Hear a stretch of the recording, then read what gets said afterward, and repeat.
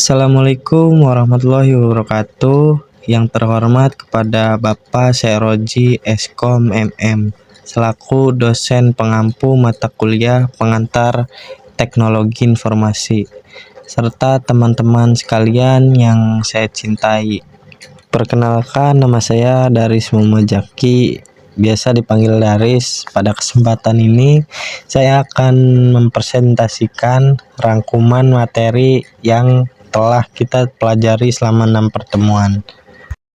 Materi yang pertama yaitu dunia digital teknologi informasi, merujuk pada penggunaan perangkat digital dan sistem komputer untuk mengumpulkan, menyimpan, mengelola, dan menyebar informasi. Poin kedua, perkembangan teknologi. Perkembangan teknologi informasi terus meningkat pesat, mencakup komputer, jaringan, perangkat mobile, aplikasi, dan internet. Dan poin selanjutnya, pendukung efisiensi. Teknologi informasi digunakan untuk meningkatkan efisiensi dan produktivitas di berbagai sektor seperti bisnis, pendidikan, kesehatan, dan pemerintahan. Selanjutnya, sejarah teknologi informasi. Mulai dari mesin hitung. Perkembangan mesin hitung perangkat mekanis pada abad ke-19 seperti kalkulator, mekanik, dan kartu punch. Yang kedua, zaman komputer. Pada 1940-an, komputer elektronik modern mulai dikembangkan, membawa revolusi dalam pemrosesan data dan kemampuan komputasi. Internet dan era digital pada 1969, ARPANET, pendahuluan internet, lahir. Era digital dimulai dengan perkembangan komputer pribadi dan internet yang merata pada tahun 1990-an. Selanjutnya, penggunaan teknologi informasi. Penggunaan teknologi informasi dalam kehidupan sehari-hari. Yang pertama, komunikasi. Yang kedua, hiburan. Dan yang ketiga, belanja online. Yang selanjutnya, masa depan teknologi informasi.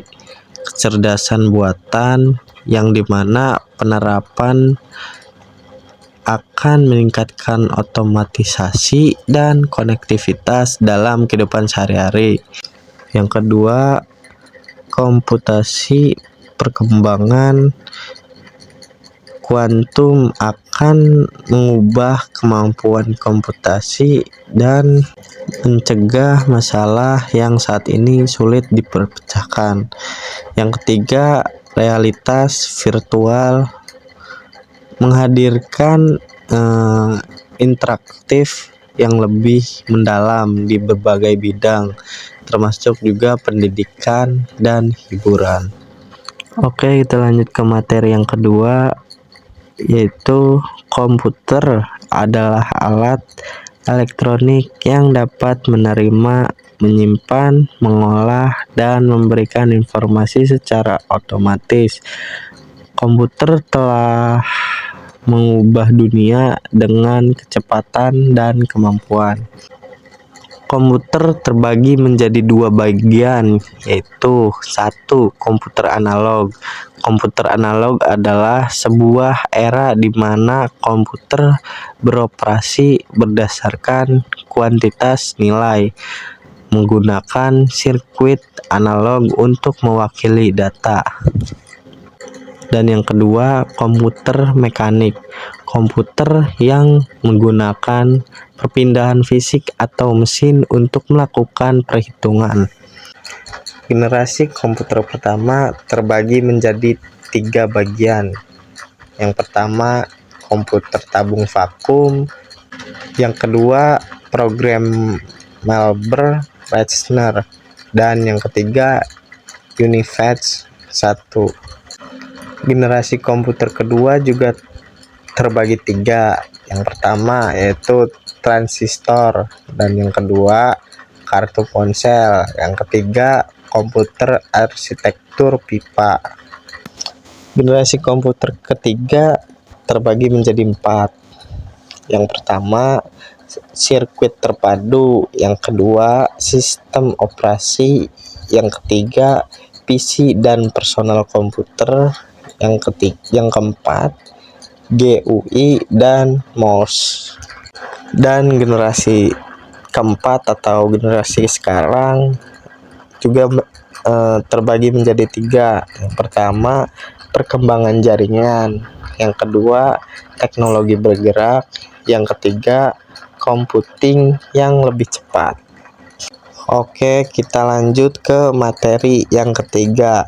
Yang pertama ada inti dari komputer adalah pusat pengolahan yang bertanggung jawab untuk menjalankan semua operasi yang diperlukan.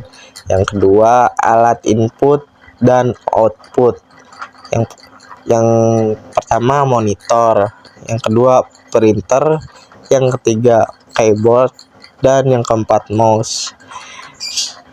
Yang nomor selanjutnya yang ketiga sistem komputer. Sistem komputer terbagi menjadi 3. Yang pertama komponen, yang kedua sistem operasi, dan yang ketiga perkembangan. Alat penyimpanan komputer. Yang pertama ada hard disk atau HDD. Hard disk adalah salah satu alat penyimpanan utama dalam komputer. Yang kedua ada solid state disk atau SSD. SSD adalah alternatif modern untuk hard disk yang menghasilkan kinerja yang lebih cepat. Dan yang ketiga ada flash disk. Flash disk adalah alat penyimpanan portable yang lebih praktis. Lanjut ke materi yang keempat. Yang pertama definisi konsep program sistem perangkat lunak, merujuk pada standar, prinsip, dan teknik yang digunakan dalam merancang, mengembangkan, dan memelihara perangkat lunak. Hal ini meliputi proses, metode, dan alat yang terlibat dalam siklus hidup perangkat lunak. Yang kedua, elemen-elemen konsep program dan sistem perangkat lunak terdiri dari elemen seperti analisis kebutuhan, desain arsitektur, pengujian, pemeliharaan, dan dokumentasi. Semua elemen saling terkait dan merupakan bagian integral dalam pengembangan perangkat lunak. Metode pengembangan program dan sistem perangkat lunak.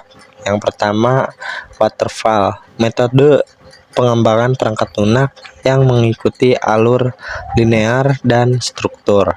Yang kedua ada agile, metode pengembangan perangkat lunak yang adaptif dan kolaboratif. Yang ketiga ada DevOps, metode pengembangan perangkat lunak yang menggabungkan pengembangan dan operasi. Tantangan dalam mengimplementasikan konsep program dan sistem perangkat lunak. Yang pertama kompleksitas. Pengembangan perangkat lunak yang kompleks membutuhkan pemahaman yang mendalam dan koordinasi yang baik antar tim. Yang kedua, perubahan kebutuhan. Kebutuhan penggunaan dapat berubah seiring waktu sehingga perangkat lunak harus bersifat fleksibel dan dapat diubah dengan mudah. Dan yang terakhir, ketiga, kualitas dan keamanan. Memastikan kualitas dan keamanan perangkat lunak adalah tantangan yang terus-menerus meningkat, adanya ancaman keamanan yang terus berkembang. Yang selanjutnya materi yang kelima, 1. Fitur kolaborasi, kontribusi dan pembaruan yang mudah antar pengguna. Yang kedua, spelling dan grammar check, mendeteksi dan memberikan saran pada kesalahan penulis. Yang ketiga, word art dan insert media, mempercantik tampilan dokumen dengan penambahan gambar, video, atau desain grafis.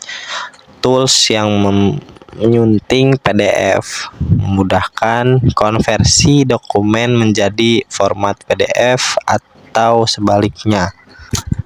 Sejarah desktop publishing. Yang pertama, tahun 1980-an, desain grafis komputer dan desktop publishing muncul di Eropa sebagai alternatif proses produktif offset printing. Yang kedua, tahun 1990-an, desktop publishing menjadi layak untuk diakses, terutama setelah pemakaian komputer pribadi meluas.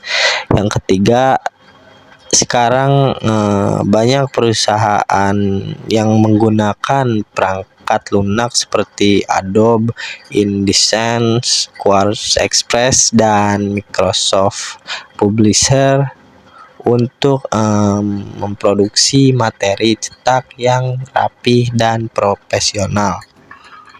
Spreadsheet sebagai alat pengolah data. Yang pertama, laporan keuangan menyajikan data keuangan dalam bentuk tabel sehingga mudah untuk dibaca dan dipahami.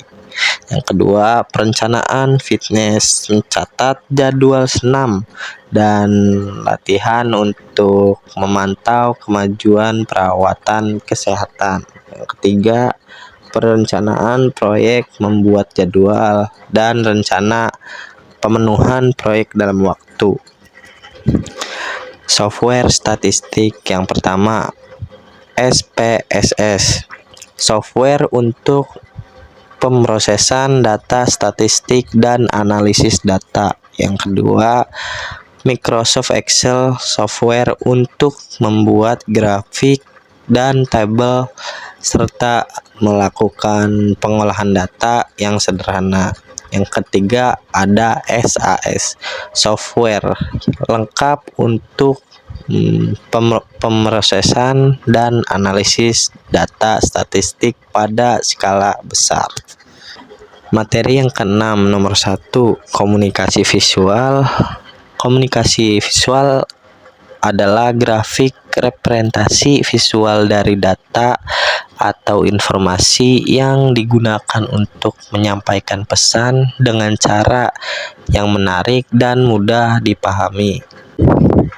Yang kedua, kreativitas. Kreativitas memungkinkan grafik menambahbaikan kreativitas dalam menyampaikan informasi dengan berbagai bentuk, ukuran, warna, dan tata letak. Yang ketiga, visualisasi data. Visualisasi data menjadi grafik alat penting untuk mempresentasikan data statistik atau kompleks secara jelas dan mudah dimengerti. Hypermedia dalam presentasi. Yang pertama, pengertian hypermedia. Hypermedia mengacu pada teks, gambar, suara, dan media lainnya yang terhubung secara non-linear dalam presentasi. Yang selanjutnya, interaktivitas hypermedia. Interaktivitas hypermedia memungkinkan pengguna untuk berinteraksi dengan materi presentasi seperti mengklik tautan untuk navigasi lebih lanjut. Dan yang selanjutnya, engagement dengan menggunakan hypermedia. Presentasi dapat lebih menarik dinamis dan memperkuat pemahaman serta daya pikat audiens. Pentingnya multimedia dalam presentasi. Yang pertama, kompleksitas informasi multimedia membantu dalam menyampaikan informasi yang lebih kompresif dengan menggabungkan teks, gambar, suara, dan video. Yang kedua, integrasi audiens melalui elemen multimedia yang interaktif. Audiens dapat berpartisipasi dalam presentasi dan merasakan pengalamannya langsung. Yang ketiga, kreativitas ekspresi multimedia. Itu memberikan peluang eksplorasi kreatif dalam menyajikan pesan dengan menggunakan animasi, efek visual, dan desain yang menarik. Perbedaan antara grafik, hypermedia, dan multimedia. Grafik adalah bentuk visual yang mewakili data secara efektif. Hypermedia adalah tautan tak terbatas antara berbagai media dalam presentasi. Sedangkan multimedia penggunaan kombinasi media seperti teks, gambar, suara, dan video. Manfaat database dan pengimplikasiannya. Pemanfaatan database menjadi penting dalam era digital untuk menyimpan, mengelola, dan menganalisis data dengan efisien.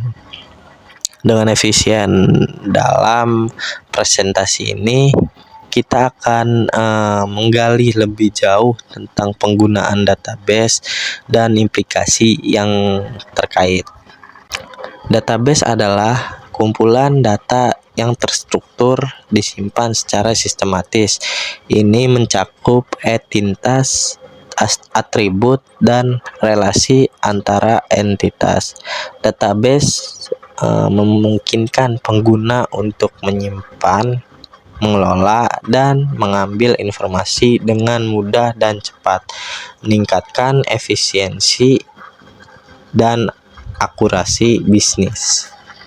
Nah, apa sih manfaat penggunaan database? Yang pertama, manfaatnya menyimpan efisien. Database memungkinkan penyimpanan data dalam format yang terstruktur, mengoptimalkan penggunaan ruang penyimpanan dan menghemat biaya.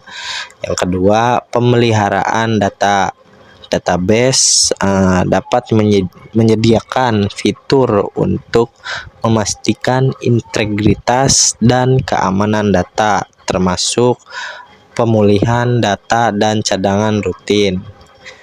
Dan yang ketiga, aksesnya mudah. Database dapat memberikan akses cepat dan mudah ke informasi yang diperlukan. Dapat memungkinkan pengguna untuk mengambil data dengan cepat dan akurat. Yang keempat, analisis data. Dengan database, perusahaan dapat menganalisis data secara efektif, mengidentifikasi tren, memprediksi perkembangan pasar, dan meningkatkan pengambilan keputusan bisnis. Nah, jadi itu dia teman-teman manfaat penggunaan database. Nah, apa aja sih contoh pemanfaatan database dalam bisnis? Nah, yang pertama, manajemen persediaan. Database akan membantu bisnis melacak dan mengelola persediaan dengan efisien, memastikan pasukan yang cukup dan menghindari kerugian akibat kekurangan atau kemubaziran bahan. Yang kedua, manajemen hubungan pelanggan CRM. Database CRM dapat membantu bisnis dalam memahami pelanggan, melacak interaksi pelanggan, dan meningkatkan pengalaman pelanggan serta kepuasan mereka. Dan yang contoh yang ketiga, analisis data bisnis. Database dapat digunakan untuk menganalisis data bisnis seperti penjualan, pengeluaran, dan kinerja produk yang dapat membantu bisnis dalam mengoptimalkan strategi pemasaran dan meningkatkan keuntungannya. Nah, jadi itu teman-teman contoh pemanfaatan database dalam bisnis. Nah, jadi pentingnya keamanan data dalam penggunaan database. Dalam penggunaan database, keamanan data merupakan hal yang penting.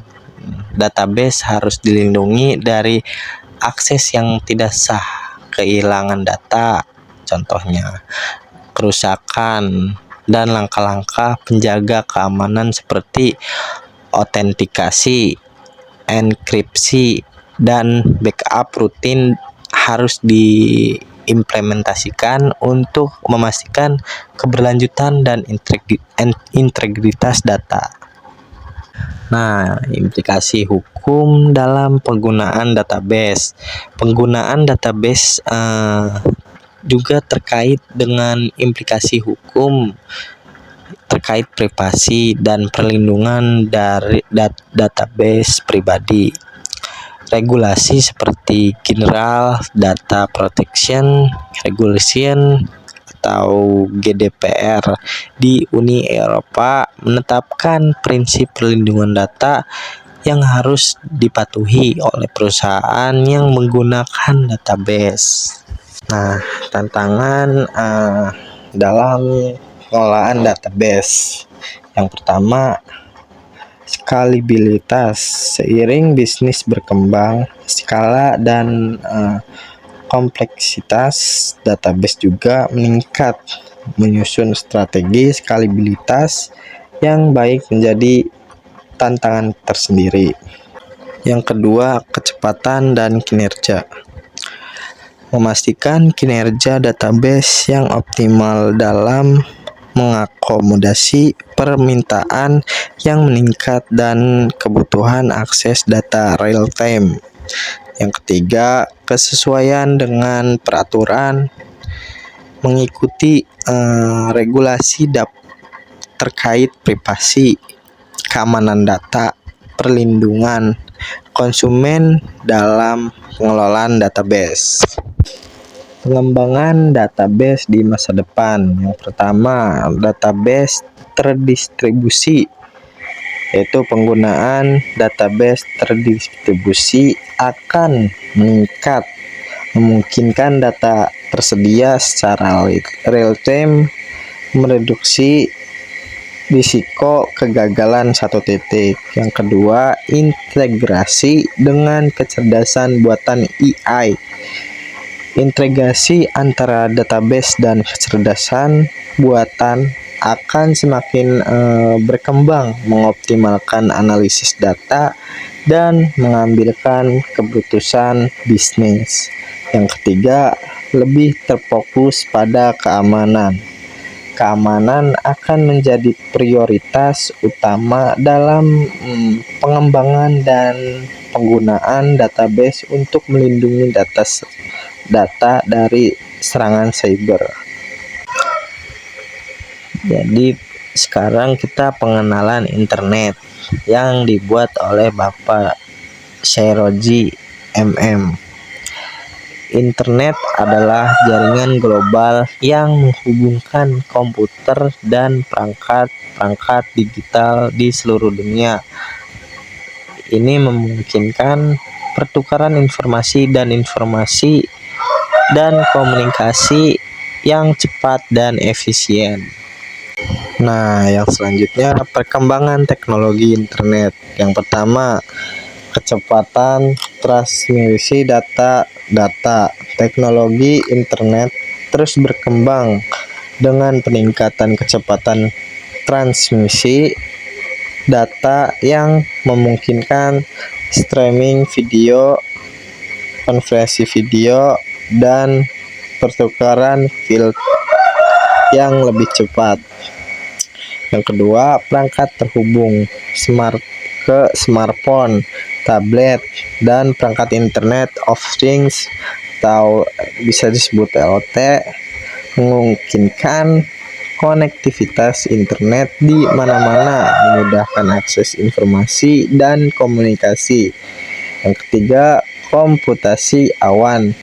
Perkembangan komputasi awan memungkinkan penyimpanan dan pemrosesan data secara online, meningkatkan fleksibilitas dan efisien.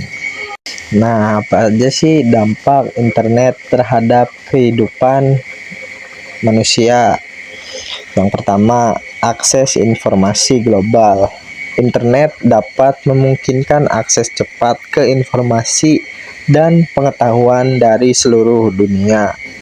Yang kedua, komunikasi instan. Komunikasi instan adalah media sosial dan aplikasi obrol memungkinkan komunikasi real time dengan orang di seluruh dunia. Yang ketiga, peluang bisnis baru. Peluang bisnis baru artinya internet mendorong inovasi dan menciptakan peluang bisnis baru seperti e-commerce dan layanan online atau Shopee, TikTok Shop gitu.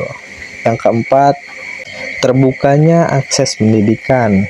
Contohnya kelas online, sumber daya digital, dan perpustakaan virtual memperluas akses ke pendidikan. Perubahan gaya hidup akibat internet. Yang pertama, gaya hidup digital. Jadi internet telah mengubah cara kita berbelanja, contohnya bekerja, bersosialisasi, dan mengakses hiburan. Yang kedua, kehadiran online. Kehadiran dan reputasi online menjadi semakin penting bagi individu dan bisnis. Yang ketiga, sumber informasi utama. Internet menjadi sumber informasi utama bagi masyarakat, menggantikan media tradisional. Yang keempat, ketergantungan teknologi. Ketergantungan teknologi pada perangkat dan konektivitas internet telah menjadi bagian integral dari kehidupan sehari-hari. Tantangan dan isu terkait internet. Yang pertama, privasi dan keamanan. Ancaman keamanan cyber, kebocoran data, dan pengumpulan data pribadi menjadi masalah penting. Yang kedua, konten berbahaya.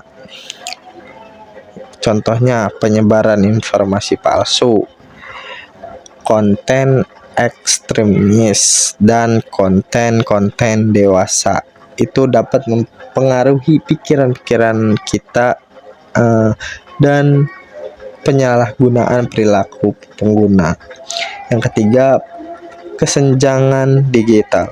Tidak semua orang memiliki akses yang sama ke teknologi internet. Itu dapat menimbulkan kesenjangan digital. Nah, yang selanjutnya masa depan internet. Yang pertama, teknologi 5G. Jaringan 5G akan meningkatkan kecepatan dan kapasitas internet, mendukung kemajuan teknologi di masa depan. Yang kedua, Internet of Things. Jadi pertumbuhan perangkat IoT akan memperluas ke konektivitas dan otomatisasi dalam kehidupan sehari-hari.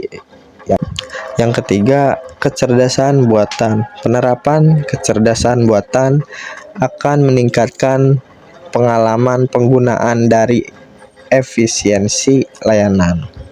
Keamanan komputer. Satu, keamanan komputer sangat penting dalam era digital saat ini karena berbagai alasan yang berkaitan dengan perlindungan data, privasi, integritas sistem, dan keberlangsungan operasional bisnis serta individu. Berikut adalah beberapa alasan utama mengapa keamanan komputer itu penting. Yang pertama, perlindungan data dan informasi. Keamanan data pribadi. Data pribadi seperti nomor identifikasi, informasi keuangan, dan data kesehatan perlu dilindungi dari akses yang tidak sah untuk mencegah pencurian identitas dan penyalahgunaan informasi. Yang kedua, rahasia bisnis. Organisasi memiliki data sensitif seperti strategi bisnis, data pelanggan, dan hak kekayaan intelektual yang harus dijaga kerahasiaannya untuk menjaga daya saing. Nah, dan yang kedua, pencegahan penipuan dan kejahatan cyber phishing dan penipuan online. Taktik seperti phishing yang bertujuan mencuri informasi pribadi atau finansial dapat menghindari dengan langkah-langkah keamanan yang tepat. Ransomware dan malware. Serangan ransomware mengunci data dan meminta tebusan. Keamanan komputer yang baik dapat mencegah infeksi malware yang merusak sistem dan data. Yang ketiga, keberhasilan operasional. Gangguan operasional. Serangan cyber dapat mengganggu operasional bisnis dengan merusak sistem, menghapus data, atau menonaktifkan layanan. Keamanan yang kuat memastikan operasi bisnis tetap berjalan lancar. Yang kedua, pemulihan bencana. Sistem keamanan yang baik termasuk mekanisme pemulihan bencana yang cepat dan efektif untuk meminimalkan dampak dari serangan atau kegagalan sistem. Dan yang keempat, kepatuhan terhadap regulasi. Poin pertama, peraturan perlindungan data. Banyak negara memiliki undang-undang yang mengharuskan organisasi untuk melindungi data pribadi seperti GDPR di Eropa. Mematuhi regulasi penting untuk menghindari denda dan sanksi hukum. Poin kedua, standar industri. Beberapa industri memiliki standar khusus terkait keamanan data seperti HIPAA untuk informasi kesehatan dan Amerika Serikat yang harus dipatuhi oleh organ. Yang kelima, perlindungan terhadap ancaman internal. Poin pertama, penggunaan dalam yang berbahaya. Ancaman tidak hanya datang dari luar, tetapi juga dari dalam organisasi, seperti contohnya karyawan yang tidak bertanggung jawab. Sistem keamanan yang baik dapat mencakup kontrol akses dan pemantauan aktivitas pengguna untuk mencegah penyalahgunaan data. Poin kedua, kesalahan manusia. Kesalahan yang dilakukan oleh karyawan seperti mengklik tautan berbahaya atau mengirim data ke penerima yang salah dapat dikurangi dengan pelatihan keamanan dan kebijakan yang tepat. Yang keenam, kepercayaan dan reputasi. Poin pertama, kepercayaan pelanggan. Pelanggan lebih cenderung berbisnis dengan organisasi yang mereka percayai. Menjaga data mereka dengan aman. Keamanan yang kuat meningkatkan kepercayaan pelanggan. Yang poin keduanya, reputasi perusahaan. Insiden keamanan seperti kebocoran data dapat merusak reputasi perusahaan. Membangun sistem keamanan yang kuat membantu menjaga reputasi perusahaan di mata publik dan pemangku kepentingan. Yang ketujuh, inovasi dan kemajuan teknologi. Poin pertama, mendukung transformasi digital. Keamanan komputer memungkinkan organisasi dapat untuk mengadopsi teknologi baru seperti cloud computing, IoT, dan AI dengan risiko yang terkendali. Poin kedua, perlindungan terhadap ancaman baru. Di dunia cyber terus berkembang dengan ancaman baru yang muncul. Keamanan komputer berkelanjutan penting untuk melindungi terhadap ancaman yang semakin canggih. Keamanan komputer merupakan aspek fundamental dalam melindungi data, sistem, dan jaringan dari berbagai ancaman yang ada di dunia digital. Dengan mengimplementasikan langkah-langkah keamanan yang tepat, baik individu maupun organisasi dapat mengurangi risiko serangan cyber, menjaga integritas data, dan memastikan keberlangsungan operasi bisnis. Kejahatan cyber mencakup berbagai aktivitas ilegal yang melibatkan komputer dan jaringan. Berikut adalah rangkuman jenis-jenis utama kejahatan cyber. Nah, jadi ini jenis-jenis kejahatan cyber. Yang pertama ada malware, termasuk virus, worms, trojan horse, ransomware, dan spyware yang merusak atau mencuri data. Yang kedua, phishing, upaya penipuan melalui email, SMS, atau telepon untuk mencuri informasi pribadi. Yang ketiga, hacking, teknik seperti brute force attacks, SQL injection, cross, dan lain-lain untuk mengambil alih atau mencuri data pribadi. Yang keempat, denials of service atau biasa disebut DOS, dan distribusi DOS atau DDoS. Serangan untuk membuat layanan atau jaringan tidak dapat diakses. Yang kelima, pencurian identitas, mencuri informasi pribadi untuk menipu. Yang keenam, penipuan, termasuk penipuan kartu kredit dan lelang online. Nah, jadi yang selanjutnya ada infrastruktur data. Infrastruktur data adalah rangkaian teknologi, perangkat keras, perangkat lunak, dan proses yang diperlukan untuk mengumpulkan, menyimpan, memproses, mengelola, dan menganalisis data secara efisien dan aman. Itu juga dapat mencakup semua hal elemen yang memungkinkan organisasi untuk menggunakan data sebagai aset strategi, mendukung pengambilan keputusan yang berbasis data, dan mendorong inovasi. Pengolahan data. Yang pertama, survei, komputer fisik atau virtual yang digunakan untuk menjalankan aplikasi dan memproses data. Yang kedua, cluster computing,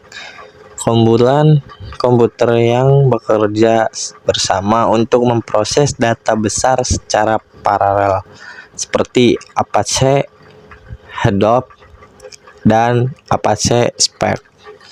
Yang ketiga, cloud computing, layanan komputer awan seperti AWS, Google Cloud, dan Microsoft Azure yang menyediakan infrastruktur komputasi yang scalable dan fleksibel. Yang selanjutnya, keamanan data. Poin pertama ada enkripsi, Enkripsi adalah proses mengamankan data dengan mengonversinya menjadi format yang hanya bisa dibaca oleh mereka yang memiliki kunci dekripsi. Yang poin kedua, akses kontrol. Sistem yang mengatur siapa yang memiliki akses data ke tertentu dan bagaimana mereka dapat menggunakannya. Poin ketiga, monitoring and auditing. Alat untuk memantau dan mencatat akses dan penggunaan data guna mendeteksi dan meresponsi insiden keamanan. Yang selanjutnya, manajemen data. Yang pertama, data governance, kebijakan dan proses untuk memastikan data berkualitas tinggi, konsisten, dan aman. Poin kedua, data integration, alat dan teknik untuk menggabungkan data dari berbagai sumber seperti ETL atau Excel transform load tools seperti talent dan information. Analitik data, visualisasi data. Yang pertama, analitik, alat dan teknik untuk menganalisis data termasuk analisis statistik, machine learning, dan kecerdasan buatan AI. Yang kedua, visualisasi alat untuk memvisualisasikan data dalam bentuk grafik dan dashboard seperti Tableau, Power BI, dan Grapha. Yang ketiga, jaringan konektivitas, bandwidth, kapasitas jaringan untuk mentransfer data dengan cepat antara sistem dan lokal. Lastly, waktu yang dibutuhkan untuk data melakukan perjalanan dari suatu titik ke titik lain dalam jaringan. Poin kedua, Virtual Private Network atau VPN, jaringan aman yang digunakan untuk menghubungkan pengguna ke sumber daya data. Yang keempat, backup dan pemulihan data. Backup, proses pembuatan salinan data untuk melindungi dari kehilangan data. Disaster recovery, rencana dan alat untuk memulihkan data dan sistem setelah terjadinya kegagalan atau bencana. Terima kasih, demikian paparan yang dapat saya sampaikan.